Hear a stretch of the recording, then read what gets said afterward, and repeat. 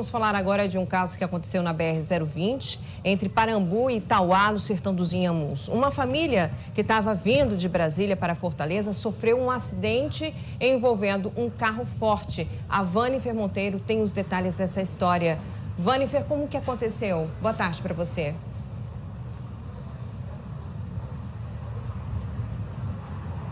Oi, Nádia, muito boa tarde a você, ao Luiz, muito boa tarde a você de casa. Olha, como aconteceu é até difícil de explicar, porque foi no mínimo estranho. A gente tem imagens que foram gravadas por uma das passageiras desse carro, porque era uma família que estava dentro desse carro. Pai, mãe e duas crianças, um menino de 9 e outro menino de 10 anos. Eles estavam no carro, vindo de Brasília, mas por ali, Itauá, na BR-020. E de repente eles começaram a ver que o carro forte que estava na frente deles, eram dois carros fortes, eles estavam zigue-zagueando pela estrada. Ele tentou várias vezes, o motorista, passar pelo carro forte, não conseguiu, até que no momento da ultrapassagem, ele simplesmente foi jogado num barranco à beira da estrada. Imagina só você dentro desse carro. A gente tem esse vídeo, tem áudio, inclusive, que mostra o desespero dessa família, né? Imagina só dentro desse carro. Vamos ouvir um pouquinho desse vídeo? Léo, não vai, por favor. Vai não, Léo, não encosta não. Tudo armado, vai achar que a gente é bandido, vai matar a gente. Léo, Leonardo!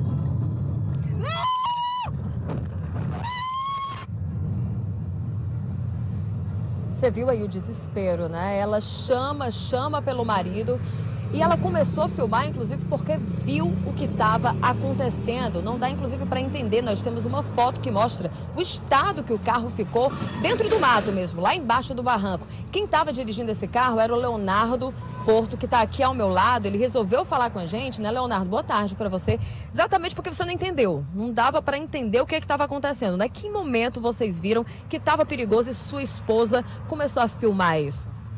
De fato, tava muito estranho. Quando a gente vinha na estrada, eu ultrapassei uma picape e logo em seguida cheguei ao carro forte. E depois nós vimos que eram dois, que eles estavam viajando em comboio, né?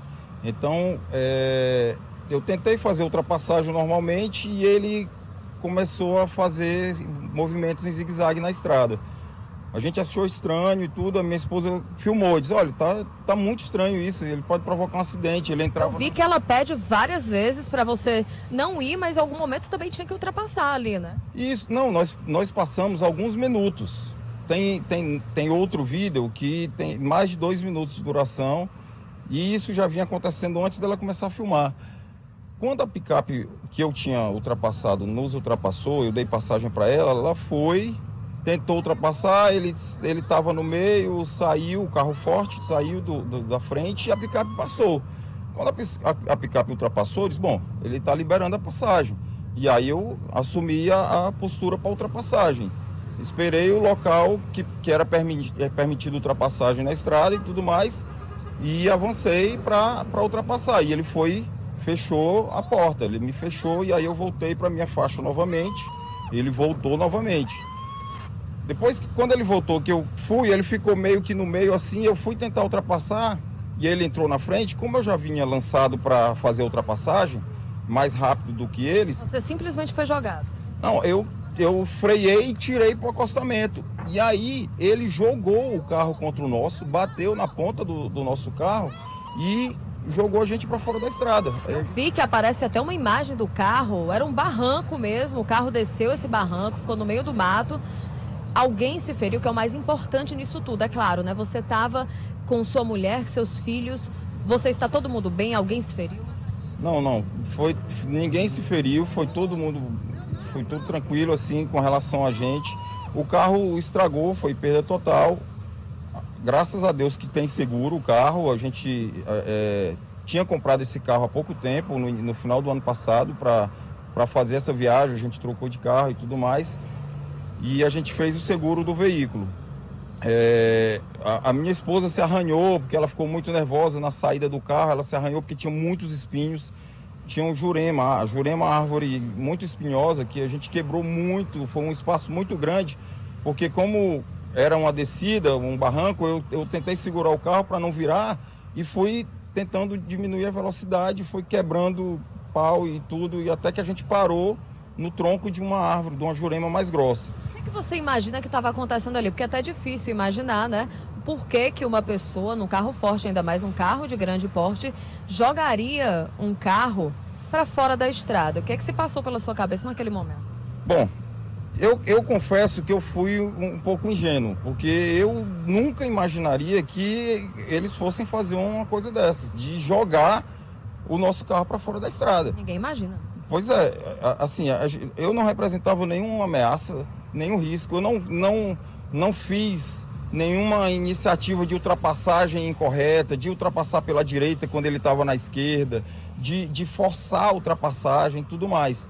Nós estávamos em um único veículo, a picape que estava atrás da gente ultrapassou, ele deixou a picape ultrapassar.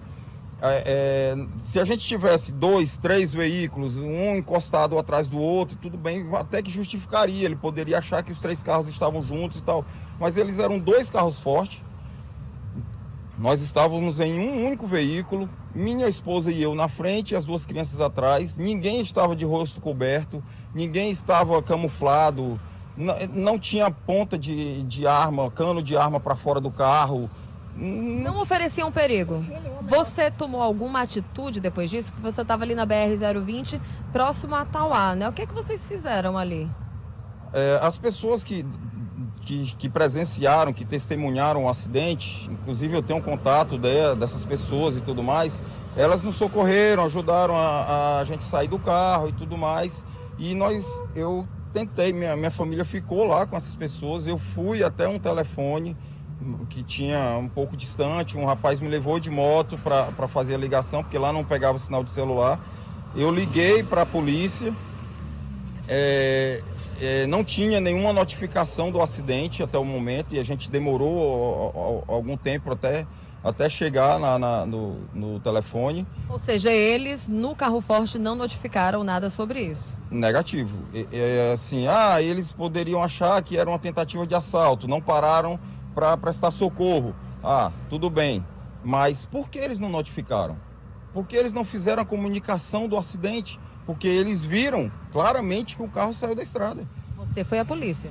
Eu fui à polícia, eu fiz o BO, eu informei, relatei todos os fatos na delegacia, isso mais de 2 horas depois do acidente, porque aí chegou o socorro, minha família veio para Fortaleza, porque nós somos daqui de Fortaleza, nós estávamos vindo de uma viagem longa, mas somos daqui de Fortaleza. Você foi à delegacia de Tauá, não é isso? O que é que o pessoal lá, o que é que a polícia disse sobre esse teu caso?